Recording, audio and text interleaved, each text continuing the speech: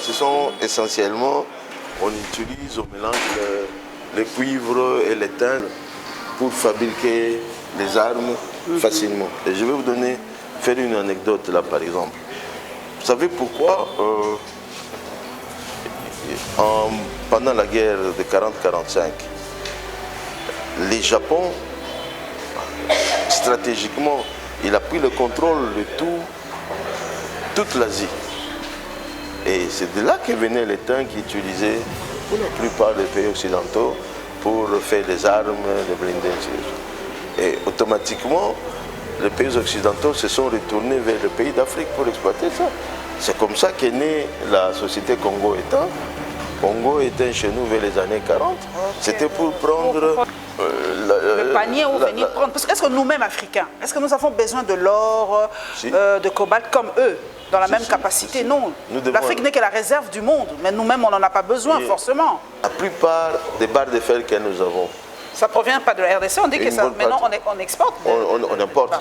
On exploite le fer, on fabrique le fer chez nous. Vous imaginez quel bon nous allons avoir. Est-ce qu'il y a du coltan au Rwanda ou il y a de l'or au Rwanda? Il y a du coltan au Rwanda. Ah bon? Oui. Beaucoup de gens n'y croient pas qu'il y ait du coltan au Rwanda. Bon, écoutez, il y a d'un côté, il y a ce que les gens pensent et ce qui est fait. Effectivement, quand vous regardez les chaînes de montagnes que nous avons qui commencent au Katanga, qui passent par les Maniema, qui vont vers le nord, ça passe aussi au Rwanda.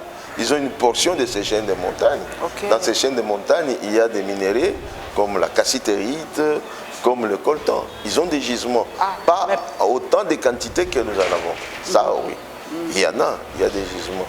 De l'or, ici, ils font des travaux de prospection et ils sont très avancés en cela, ils peuvent en trouver. Chez eux aussi, il y en a. Car il ne faut pas oublier que la partie que je vous ai montrée, celle que j'ai appelée le pourtour prend, non pas seulement au Congo, mais ça prend aussi les Rwanda et Tanzanie, la Tanzanie est partout. l'Ouganda et donc les autres. Nous ne sommes pas les seuls. Là j'ai vu code minier révisé et tout ça, mais est-ce que c'est avantageux ce code qui a été révisé, M. Mopani, le code minier révisé, là. Révisé, il répond à une situation. Il répond au code minier qui a été publié et promulgué en 2002. Et lui-même, le code de 2002, il répondait aussi à une situation antérieure. Il existait avant ça la loi qu'on appelait la loi minière, la loi sur les mines et les hydrocarbures de 1981. Pourquoi le code de 2002 a été promulgué? Il a été promulgué tout simplement pour essayer de régler le problème des mines au Congo. Qu'est-ce qui s'était passé? Il ne faut pas oublier qu'entre 1960 et 2000, le pays était grand producteur. Producteur minier de cuivre, producteur de diamants, pas beaucoup d'or, mais des cassitérites aussi, on le faisait assez énormément. Mais il y a eu plusieurs initiatives politiques. La zarianisation, la nationalisation, la rétrocession. Et tout ça, ça a mené l'industrie minière vers la faillite complète. Et l'insécurité a fait en sorte que notre pays n'était pas fréquentable. Fréquentable par les investisseurs qui veulent déposer leur argent dans un endroit sûr, que cet argent leur donne de profit. Et le seul moyen qu'il y avait pour attirer ces investisseurs, c'était de leur faire un texte favorable, attractif, qui leur permet de dire « venez investir chez nous, voilà les avantages que vous allez avoir ». Et le code de 2002 a été promulgué dans le sens, évidemment, d'attirer les investisseurs, de redynamiser le secteur minier de la RDC et d'en tirer le plus large profit. Malheureusement, il s'est fait que il y a seulement un ou deux côtés qui ont fonctionné correctement. Les investisseurs sont arrivés, ils ont utilisé les avantages fiscaux qu'il y avait, et pour la plupart des temps, ils ont en même temps utilisé des mécanismes qu'eux-mêmes maîtrisent, notamment les optimisations fiscales, les prix de transfert, pour faire en sorte que le pays, pendant ces temps, n'a pas pu soutirer suffisamment d'avantages du secteur minier. Ce qui a amené le politique à réviser le code.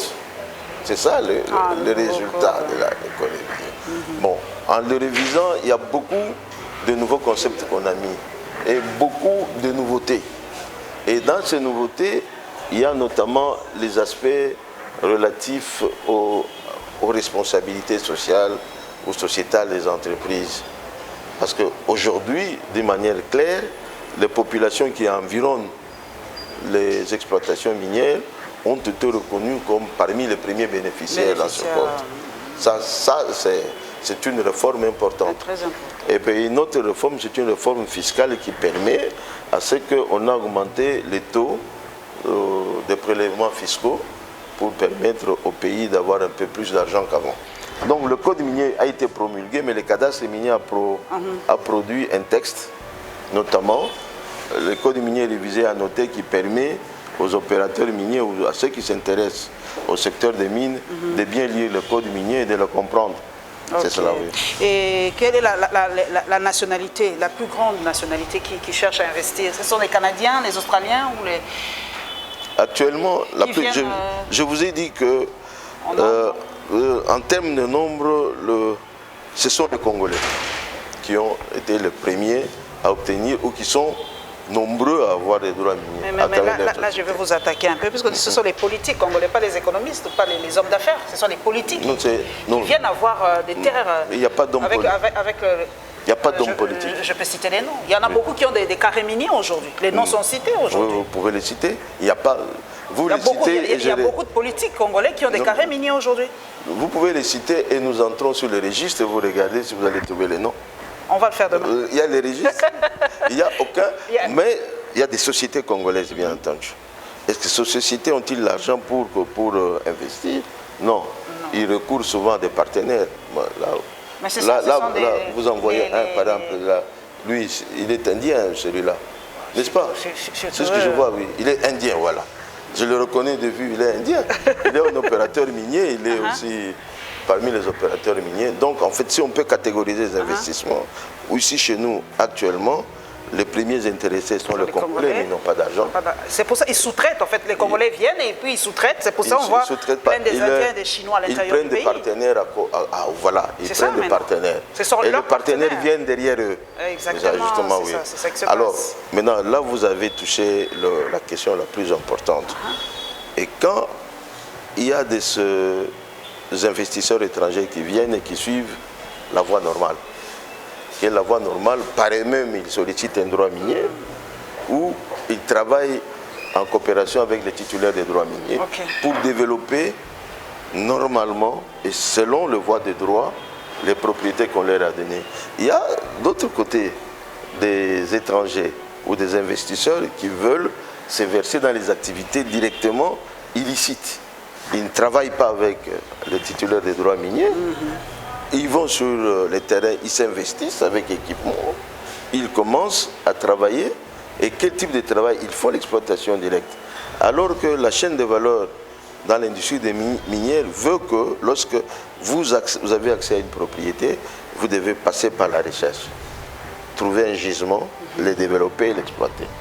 Bon, eux, ils viennent avec un raccourci, directement engins et autres, ils s'arrangent avec les autorités locales en province, ils commencent. C'est ça l'exploitation illicite. Et ce type d'exploitation illicite n'ont rien à voir avec les titulaires des droits miniers. Ou peut-être vous pouvez trouver 2 ou 3 titulaires des droits miniers qui ont fait ça, et dans ces cas, ils sont hors la loi. Est-ce que vous pouvez arracher à quelqu'un son titre? Oui, le code a prévu les conditions dans lesquelles on peut arracher les droits miniers. Et généralement, il y a d'abord le paiement de taxes qu'on appelle les droits superficiels qui doivent payer annuellement pour maintenir la validité. Il y a aussi un des critères d'activité. Les critères d'activité, c'est la première année du droit. Lorsque quelqu'un a obtenu le droit comme un droit de recherche, dans la première année, il doit accomplir un certain nombre d'obligations administratives qui lui permettent de démontrer qu'il a commencé les activités, effectivement. Et s'il ne l'a pas fait, les droits peuvent lui être retirés par l'administration des mines, pas par les CAMI. Il faut bien que ce soit précis, ce n'est pas le travail du CAMI. c'est pas l'administration, il faut que ce soit tout à fait clair là-dedans. Donc, vous avez tous les noms de ceux qui possèdent des titres... Il y a un registre... Tout est enregistré, quoi. Tout de suite là, on va te faire une démonstration. Parce que tout est numérisé. Nous sommes pratiquement le premier service ou le grand service qui est numérisé en RDC et nous travaillons sur cette base. Là, je vais par exemple entrer... On entre par ces guichets. Ici. Bon, tu vas faire l'expérience d'un requérant, comme j'en vois une déjà. Bonjour madame. Il y a aussi des femmes qui en veulent, des carrés miniers et tout ça. Il y a des femmes aussi qui ont des carrés miniers, il y en a. Bon, dis donc, c'est bien. Il y en a. Et ok. Bon, tu es ouvert, ça c'est le registre physique. Ça c'est le physique de... Cahier d'enregistrement spécial des demandes d'octroi des droits miniers ou des carrières. Quelle est la différence entre... La carrière, c'est quoi? C'est ça l'espace? La carrière, non, la différence c'est en termes de substance. Avec la carrière, on fait les matériaux de construction et avec les droits miniers, on fait les substances minérales classées en mine. Ici, c'est classé en carrière, notamment comme le moellon, les sables. Et le tout, enfin, tous, ce sont des substances minérales. Comme ce qu'il y a à Kinsuka, là, ce sont des carrières. Des carrières. C'est sous votre... Pas sous notre autorité, mais ils passent par les camions pour les obtenir. Pour les obtenir aussi. Ok. Bon, vous voyez, il y a un registre là qui existe. Est-ce que vous subissez deux fois des pressions politiques? C'est un service très stratégique pour le pays. Est-ce que chaque pouvoir... Ça va de soi. Ça va de soi. Ça va de soi. Il faut voir l'intérêt. J'ai dit avant là, que dans les mines, c'est le seul secteur productif qui marche au Congo très bien, comme en termes d'économie réelle. C'est à travers les mines qu'on a des recettes d'exportation importantes. C'est à travers des mines qu'il y a une contribution fiscale au budget assez importante. De combien? À peu près? Autour de 30%. Les gens situent au 30% en termes. Mais un tel secteur ne peut pas être en dehors de pression politique. Il est toujours sous la pression. Mais la meilleure protection contre les pressions politiques, c'est la loi, c'est le droit. C'est le droit. C'est la meilleure protection. Et je crois qu'en cela, les cadastres miniers font de son mieux pour essayer de faire respecter la loi en matière de droits miniers, notamment concernant l'octroi. Et là, je crois que nous faisons le meilleur du possible, qui fait qu'aujourd'hui, vous ne pouvez pas voir un politicien obtenir un droit. Tu as dit qu'il y a... C'est incompatible, en fait, la question directe, c'est incompatible ou c'est compatible qu'un politicien la loi a défini... Interdit ça ou pas? Non, la loi définit aux fonctionnaires et interdit aux fonctionnaires. D'avoir des carrés miniers? Des carrés miniers, oui. Okay. Mais un homme politique qui est un homme d'affaires peut l'avoir. Bon, comme les deux vont de pair chez nous, donc ça devient compliqué de faire la démarcation entre mais la loi et... aide à faire la démarcation. Okay. Aux yeux du cadastre minier, tout le monde est au pied d'égalité. Société d'État ou société privée, vous êtes traités de la même manière. Société d'un homme politique ou société de... Vous êtes traités de la même manière, c'est la loi. Nous faisons agir ça, de cette manière-là. Les pressions sont là, mais il n'y a pas meilleure protection aux pressions que la loi. Ça, il faut se le dire. Ouais. Donc en fait, globalement, tu as ça. C'est tout. Les cadastres miniers, c'est la partie la plus importante, c'est le cœur. On dirait c'est le cœur opérationnel du CAMI qui commence par les guichets, où tout le monde, quand il vient demander un droit minier, solliciter un droit minier, il commence par ici. Ça, c'est la consultation. Il fait la consultation ici. On lui montre la carte. Et sur cette carte, il va indiquer le parti qu'il sollicite. Est-ce que vous l'aidez ou lui-même veut aller quelque part? Est-ce que vous avez des suggestions? Non, la loi nous interdit d'aider quelqu'un. De suggérer à quelqu'un d'aller là-bas? On ne peut pas suggérer. C'est quelqu'un qui vient de lui-même, avec les informations qu'il a, qu'il est censé obtenir auprès des géologues qu'il a payé lui-même et qu'il utilise. Ici, nous sommes un service qui reçoit les demandes selon le choix du client. Et il définit ses propres sur une carte qu'il annexe à sa demande. Ici, c'est la salle de consultation. Et les guichets, c'est là où... Donc, tous ceux qui ont des droits miniers commencent par là. Ils introduisent là leur demande. Une fois qu'on a introduit... C'est ça la demande? Oui, c'est ça la demande. Voilà. Voilà ce qu'il chacun est censé... Je vais avoir ça après, hein, tout ça, tous les documents, oui. Voilà. Il indique les coordonnées géographiques de l'espace sollicité. Et la question que tu posais tout à l'heure, voilà les critères qu'il est censé remplir. Fiche de vérification de la recevabilité de la demande. Ok, mais s'il a menti par exemple, est-ce que vous avez des moyens de vérifier? Est-ce que la CAMI peut vérifier la véracité des informations? Ce n'est pas le travail de CAMI. Et ce n'est pas au CAMI qu'on vérifie la véracité. La véracité, ouais, il y a plusieurs manières de vérifier, a posteriori ou a priori. Et ici, nous sommes dans un cas déclaratif. Quelqu'un vient déclarer, par exemple, il déclare une adresse. Il déclare qu'il nous présente une société qui a un registre de commerce, une identification. Ce n'est pas le CAMI qui établit tous ces éléments, ça vient du guichet. Quelqu'un peut venir, ça peut être des éléments véritables, véridiques, ou ça peut être des éléments fausses. Mais pour nous, dès que nous avons ça, nous les tenons pour vérité. Et nous analysons les dossiers en fonction de ce que nous avons sous la main.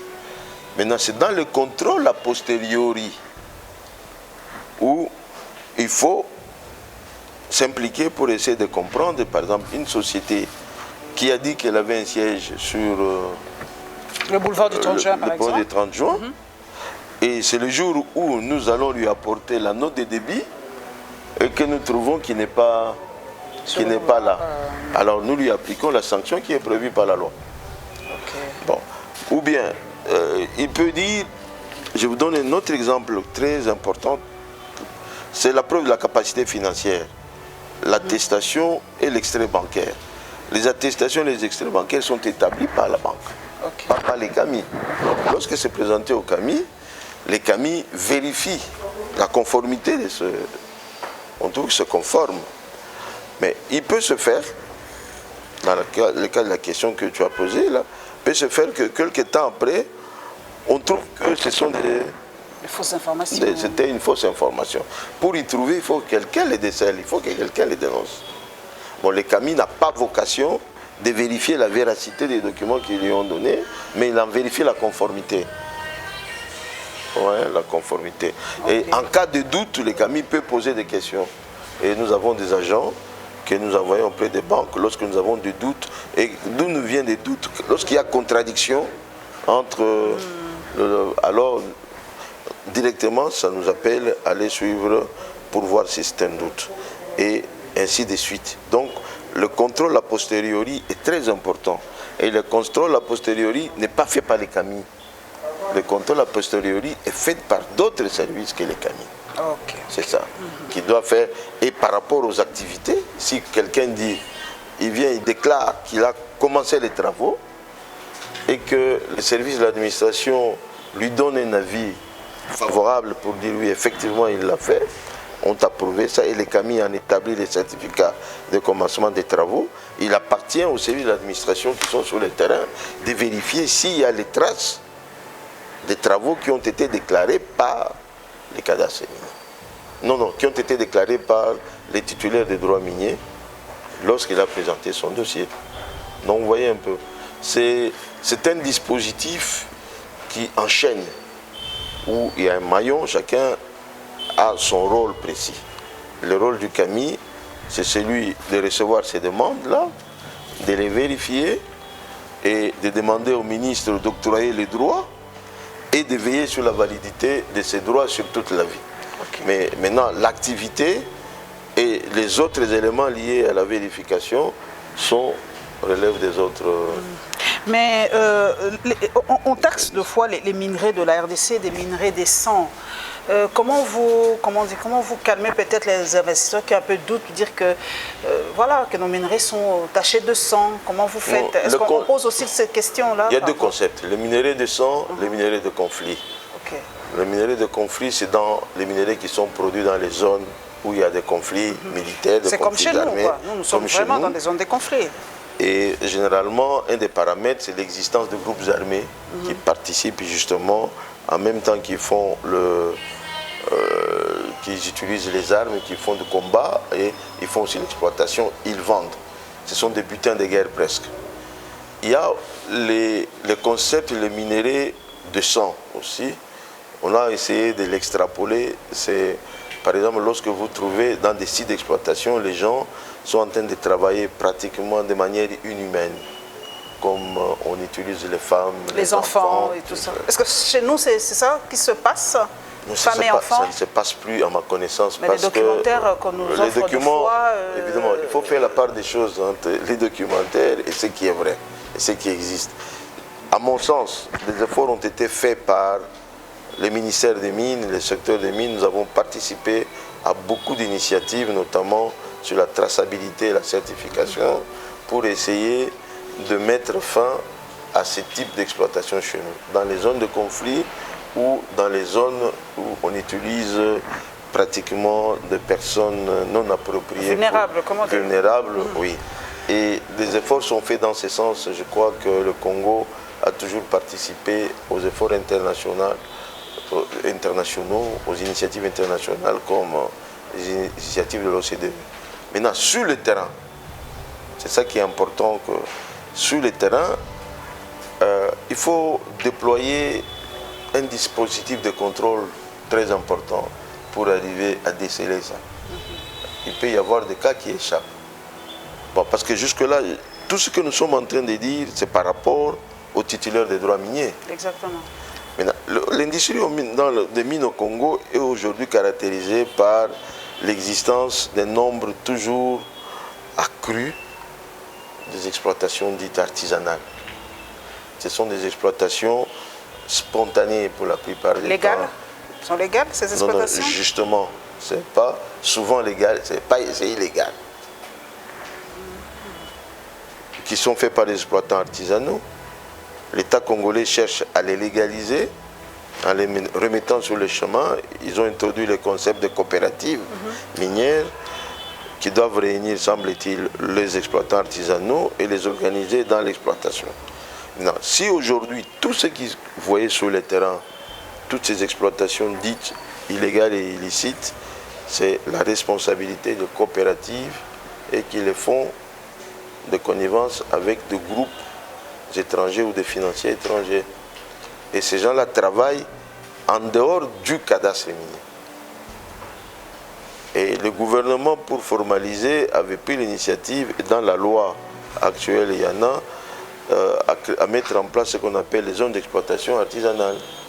Les zones d'exploitation artisanale, ce sont des sites sur lesquels l'État reconnaît comme légal l'exploitation artisanale, mais faite dans des conditions prévues par la loi. Et il en existe, je crois, une centaine, ça peut exactement autour de 300, reconnus, hein, qui sont reconnus par la loi.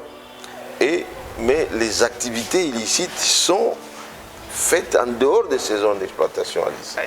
C'est ça le problème. C'est ça le problème.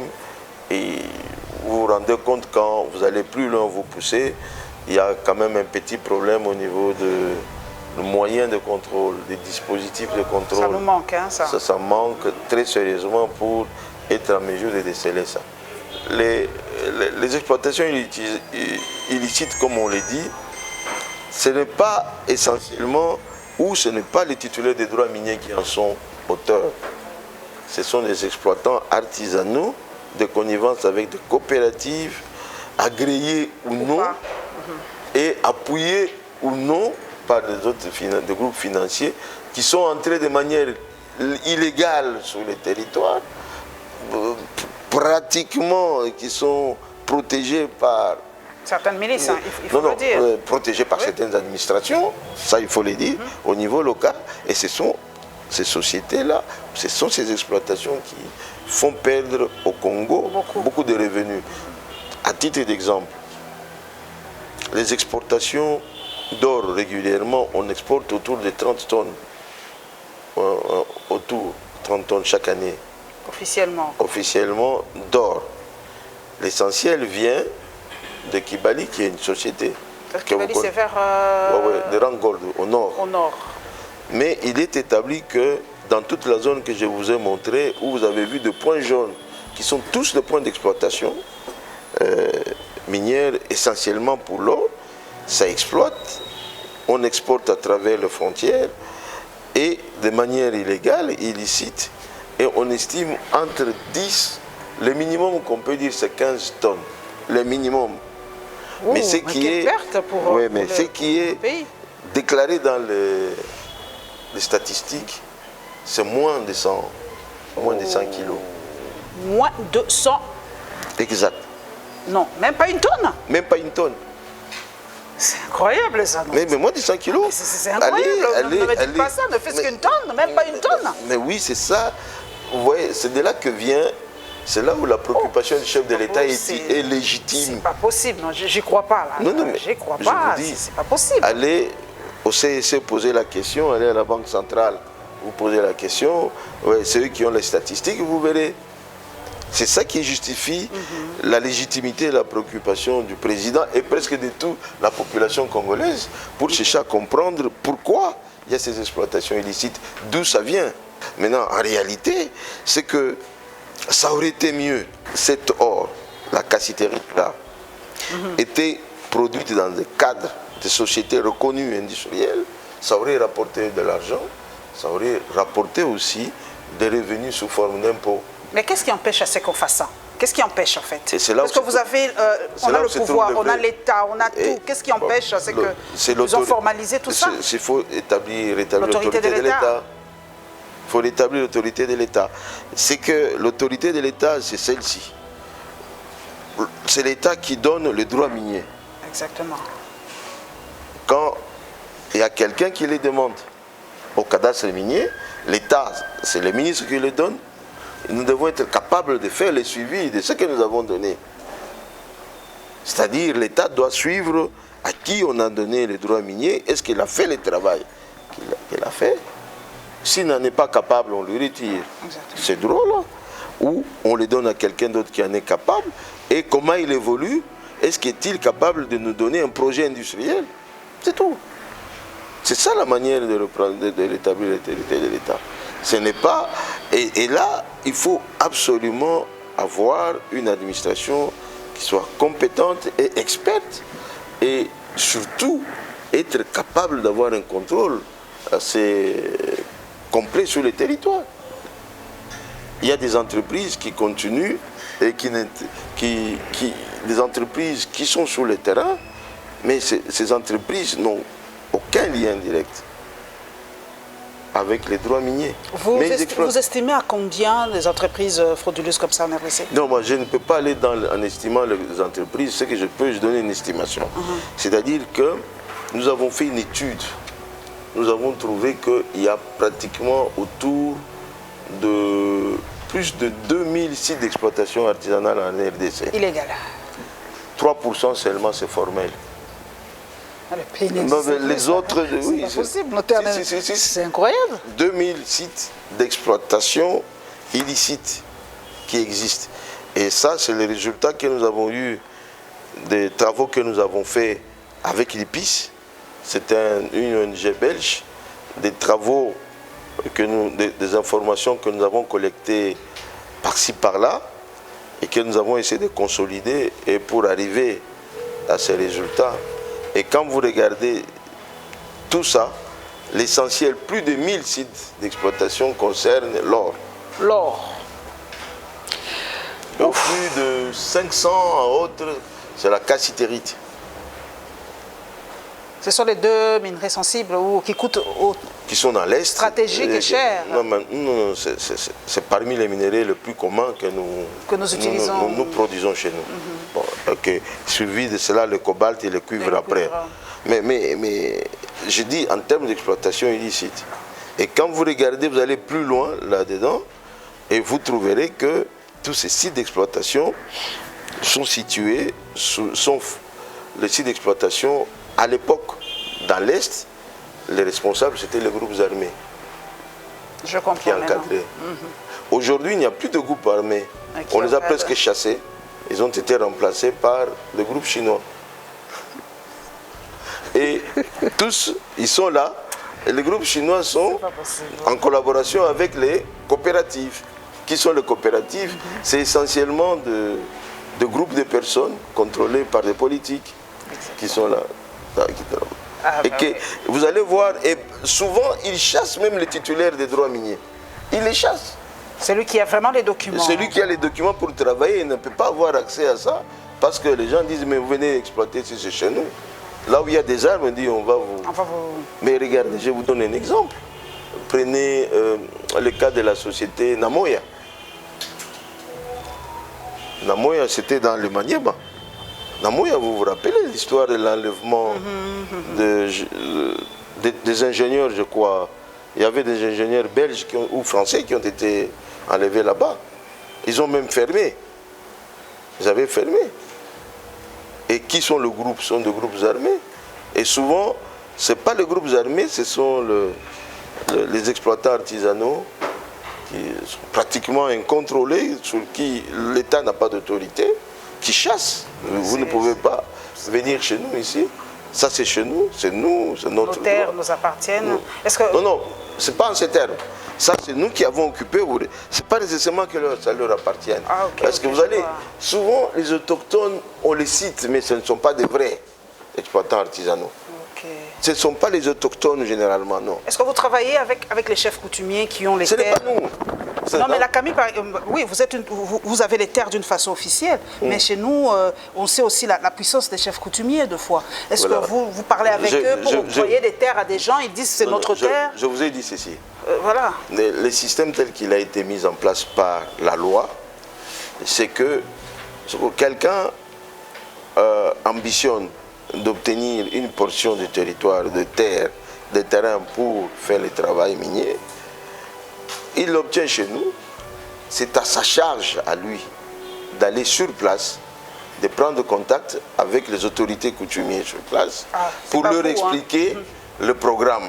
Et la loi a prévu à travers quels documents ils doivent faire. Lorsqu'il est en recherche, c'est un plan d'atténuation et de réhabilitation qu'il doit préparer. Et lorsqu'il l'a préparé, il doit aller il doit être adopté d'abord par l'administration, et pas nous. Il doit le présenter aux populations autochtones, aux autorités, pour leur dire voilà ce que je vais faire ici. Et à eux, ils vont lui donner son approbation. C'est à partir de cette approbation que le titulaire va commencer les travaux de recherche. Voilà. Et lorsqu'il s'agit d'une exploitation, il a trouvé son gisement. Il doit aller sur place, il doit faire une concertation ou des consultations locales et obtenir l'accord express des populations. Et maintenant, la loi a évolué. C'est ça la nouvelle loi. Elle a introduit un élément. Donc, vous faites un cahier des charges avec la population pour lequel vous devez respecter le chronogramme des actions. Et si vous ne le respectez pas, l'État peut vous retirer, votre droit. C'est cette manière-là que ça se fait. On a compris. Le sol et le sous-sol appartiennent à l'État, comme on dit. Le sous-sol, l'État c'est vous, l'État c'est moi, l'État c'est lui, l'État c'est les chefs coutumiers. Exactement. C'était une manière de communautariser les biens. Parce qu'à l'époque, le sous-sol ou le sol ne pouvaient pas obtenir un individu. Si ça appartient à l'État, c'est à la personne morale, l'État, dont nous faisons partie. Nous avons tous le devoir d'éveiller à ça. C'est ça en fait.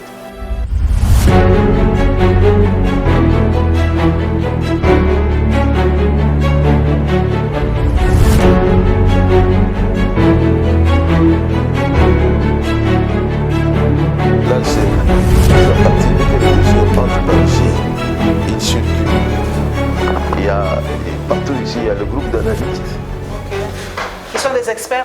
Mais tous sont des experts. On dit souvent qu'on n'a pas d'experts. Je n'ai jamais compris cette phrase.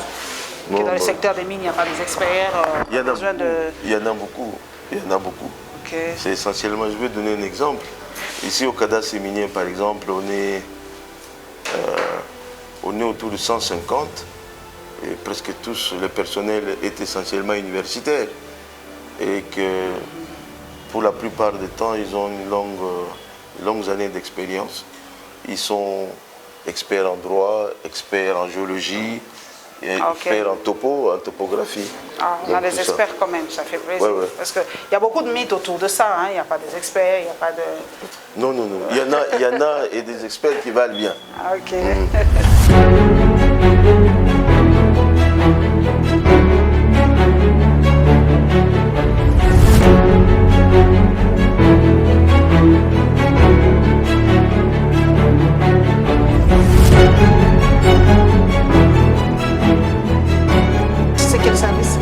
Ici, c'est le responsable de tous ces services, à partir du guichet jusqu'ici.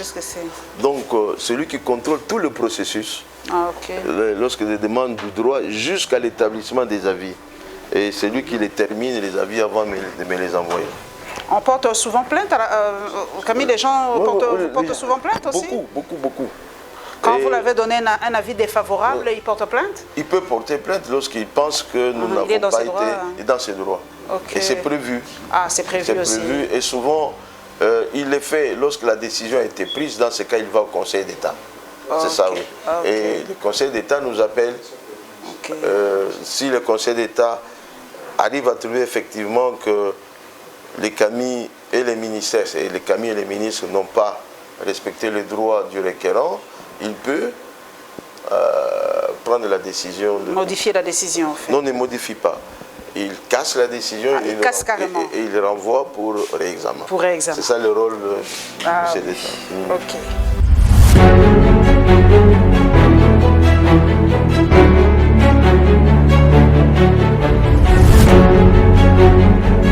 Je crois que nous sommes parmi les premiers services publics à avoir acquis en propre. En propre, oui. Nous avons acquis ces bâtiments en 2008. 2008. 2008, du fonds propre du CAMI, sans qu'il y ait eu demande auprès des organismes internationaux comme on le fait. Non. Tout le registre du CAMI. Voilà. Oui. C'est ça les serveurs. Vous allez le passer, Bon, ça c'est quel... Il y a l'autre de l'autre côté. Bon, on va y aller. Le principal. Le principal c'est celui-ci, le redondant il est de l'autre côté. Donc, c'est-à-dire que ce système et l'autre qui sont là sont presque équivalents. Quand celui-ci est en panne, il est pris en charge par l'autre. Il faut toujours sauver les...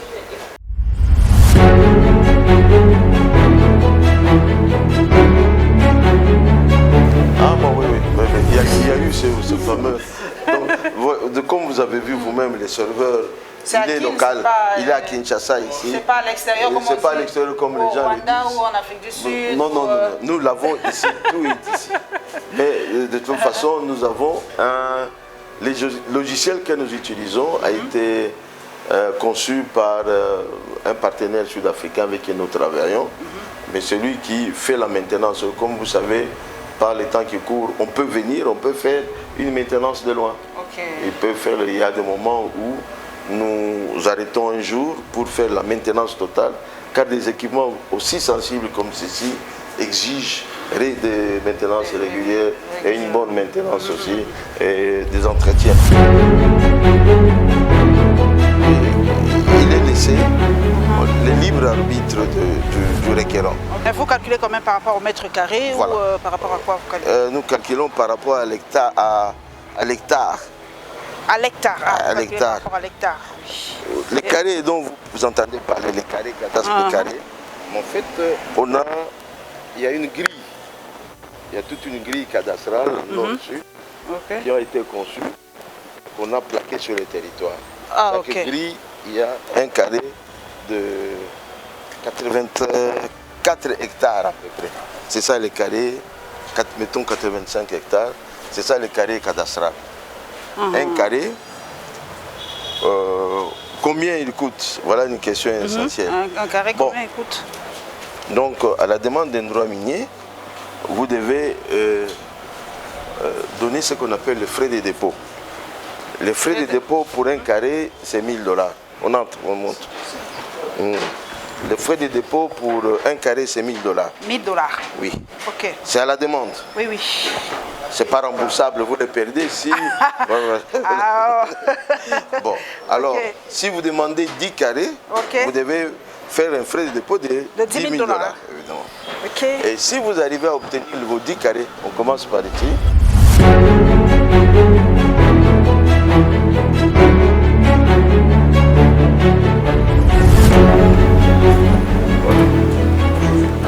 Bonjour. Ça, c'est la salle de géomatique, là où nous imprimons tout ce qui est cartes. Ah, ok. Toutes ces cartes, nous les avons.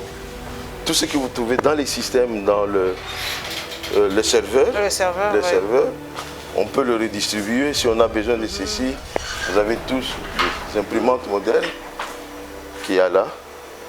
Et ça, c'est la salle des géomatiques. C'est la salle dans laquelle nous mettons ensemble la géologie et l'informatique. Ah, qui est le plus grand carré minier en RDC? Donc voilà, ce que je voulais dire. Le plus grand carré minier... Qui le possède? Il faut que je... Non, je vais commencer par dire ceci d'abord.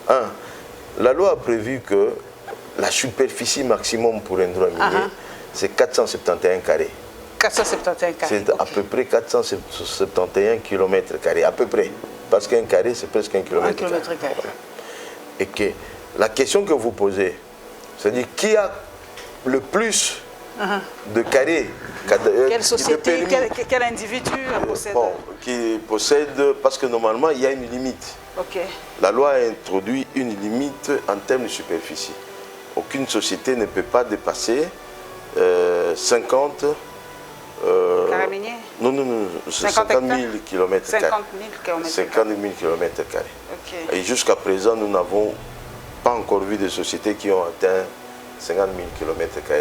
Pour la plupart, ce sont les sociétés étatiques qui sont restées avec autour de 20 000 carrés, même moins que ça. Même moins que ça. Même moins que ça. Voilà. Bon, pour revenir à la question avant, concernant le frais de dépôt, c'est 1 000 $ par carré. Par carré, oui. Bon. Et pour maintenir la validité de votre carré pendant toute la durée, vous allez, la première année, vous payez 3 $ par carré. Par carré. La deuxième année, autour de 3 $. La troisième année, nous multiplions par 10, c'est 30 $. Jusqu'à la cinquième année, où vous devez renouveler. Et si on découvre beaucoup de mines et tout ça, est-ce que la valeur augmente ou vous gardez toujours le même prix? S'il découvre des gisements, voilà, des gisements... Une très bonne question. S'il trouve un gisement, il a l'obligation de quitter la recherche pour entrer dans l'exploitation. Ah, ok. Cette étape-là de changement, de transformation de PR en PE, il revient au cadastre minier pour déposer l'étude de faisabilité concernant les gisements qu'il a découverts, afin qu'on puisse lui donner les permis d'exploitation. Et en ce moment, il payera par carré 560 ou 570 $ par carré. Beaucoup d'argent. Non, c'est beaucoup d'argent, mais si vous avez, je prends un exemple comme la société Kamoa, qui a mis à jour un gisement de l'ordre de 50 millions de tonnes. Bon, payer 570 $ par carré. Oui, c'est presque rien, mais ça contribue. C'est juste pour maintenir les suivis. Donc ça, c'est le tour complet qu'on a fait de tous les camis que tu as vus ici. Donc, nulle part... C'est un service du ministère des Mines. C'est un établissement public qui relève du ministère des Mines. Nous sommes, la seule tutelle, c'est le ministère des Mines. C'est comme FPI, nous sommes un établissement public. Bon, il y a au niveau de... Parce que le ministère des Mines est organisé, il y a l'administration chapeautée par le secrétaire général. c'est là où il y a les services, tandis qu'à côté, il y a ce qu'ils appellent régulièrement les services spécialisés. Vous avez les CEVC, les cadastres miniers, les SAEMAP, qui sont des établissements publics, mais dépendant directement du ministre plutôt que du secrétaire général. Avec une mission précise, c'est ça. Avec la nôtre, c'est celle-là. C'est la gestion de ce domaine et tout le moyen que je t'ai montré, c'est qui nous permet de gérer le domaine. Et nous arrivons là, on s'arrête et on donne le relais à quelqu'un d'autre. Mais vous travaillez quand même en collaboration aussi avec le ministère de l'Intérieur ou le ministère des Affaires foncières? Non, non, parce que c'est quand même le pays. Il n'y a pas une certaine collaboration avec le ministère de l'Intérieur? En tout cas, la collaboration avec le ministère des Affaires foncières est très souhaitable. C'est un problème de gouvernance et d'organisation institutionnelle aussi. Et que vous vous rendez compte, parce que tous, nous avons comme objet la même chose. Exactement, les terres. L'utilisation de la terre. Il faut harmoniser l'utilisation de la terre et le planifier aussi, convenablement. Donc, le jour où les trois secteurs, affaires foncières, forêt, mines et éventuellement l'agriculture, se mettront ensemble pour harmoniser l'utilisation des terres, il y aurait peut-être moins de conflits d'utilisation entre les quatre secteurs. C'est une question qui me vient. Si vous octroyez par exemple une terre, mais il y a de la population, comment ça se passe? Est-ce que comment on appelle ça? Faire partie de la population? L'expropriation des terres ou le dépeuplement de ces terres-là? C'est pas automatique. C'est pas automatique. C'est pas automatique. C'est là où j'ai dit toujours, il faut faire la différence entre les titres fonciers et les titres miniers. Dans le titre foncier, vous allez avoir, on vous donne de propriété, comme on dit là, c'est une concession ordinaire ou concession perpétuelle. Donc vous jouissez de la concession de manière perpétuelle. L'expropriation des terres, c'est pas à votre... Non, j'arrive, j'arrive. Bon. Tandis qu'au niveau du droit minier, dans le code minier, dans le secteur minier, les droits qui sont donnés, ce sont des droits restreints. En recherche, vous ne pouvez faire que la recherche. Vous ne pouvez pas, lorsqu'on vous a donné par exemple un carré comme celui-là, avec un permis de recherche, et dire que c'est chez moi, et chasser les gens qui sont là-bas, vous y construisez. Ce n'est pas un droit foncier. Tout le droit que vous avez, c'est de chercher dans ces carrés s'il y a des minéraux. Et lorsque vous faites vos travaux de recherche, d'exploration, vous devez tenir compte de ce qui existe. Les maisons des gens, l'agriculture, et on vous l'impose, l'environnement. Là où vous allez faire les trous, là où vous allez faire les tranchées. Alors, s'il arrive que vous avez découvert un gisement, vous devez passer à l'exploitation de ces gisements. L'exploitation, vous allez détruire. En détruisant, vous risquez d'affecter la jouissance. Et c'est en ce moment la loi a prévu qu'il y ait des concertations en vue d'une juste indemnisation. De la population. Si possible, en vue d'une juste indemnisation ou d'un déplacement possible. Donc, et lorsque vous arrivez à cela, les personnes qui occupent légalement ou de manière traditionnelle l'espace en question ne vont pas le perdre automatiquement. Ils ont le droit de refuser. S'ils refusent, on va faire appel à un juge qui va essayer d'apprécier la bonne et la mauvaise foi. Et par rapport aussi aux contraintes économiques. Je donne un exemple. Si dans ces carrés, il y a 10 000 tonnes de cobalt, et dans les mêmes carrés, vous avez une population de 10 000 personnes qui sont là. Je donne un exemple. 10 000 tonnes de cobalt, ça vaut de l'argent. Beaucoup d'argent. Beaucoup d'argent. Les 10 000 personnes, ça vaut aussi. Ce sont des gens, ce sont des Congolais. Ils ont des activités là-dedans. Il faut chercher le juste milieu, l'arbitrage. Si jamais vous arrivez à décider, dans le cas de l'utilisation, vous optez pour l'exploitation de ce cobalt, ces personnes-là doivent être indemnisées correctement. Vous leur trouvez mieux pour exploiter le cobalt. Et même éventuellement, pourquoi pas, ils doivent aussi avoir, c'est dans le cas des négociations, voir un droit par rapport au cobalt que vous allez extraire, car c'était chez eux. C'est une question de négociation. Bon, si vous trouvez qu'il n'y a que 1000 tonnes de cobalt, ça ne vaut pas la peine. Vous allez dire, mais monsieur, on ne va pas déplacer toute un grand bien pour vous. Voilà, c'est cela. Okay, voilà pourquoi il y a toujours des concertations, des consultations qui sont généralement encadrées par l'administration. Et dans ce cas-là, on est obligé de faire un cahier des charges. Ah, ok. Donc voilà, c'est ça. Bon, moi je pense que ce sont des choses qui devraient être systématisées après pour permettre d'abord, au départ, une bonne planification de l'utilisation des terres.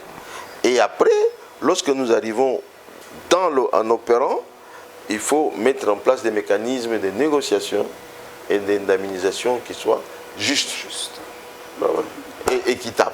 Merci. C'est ça.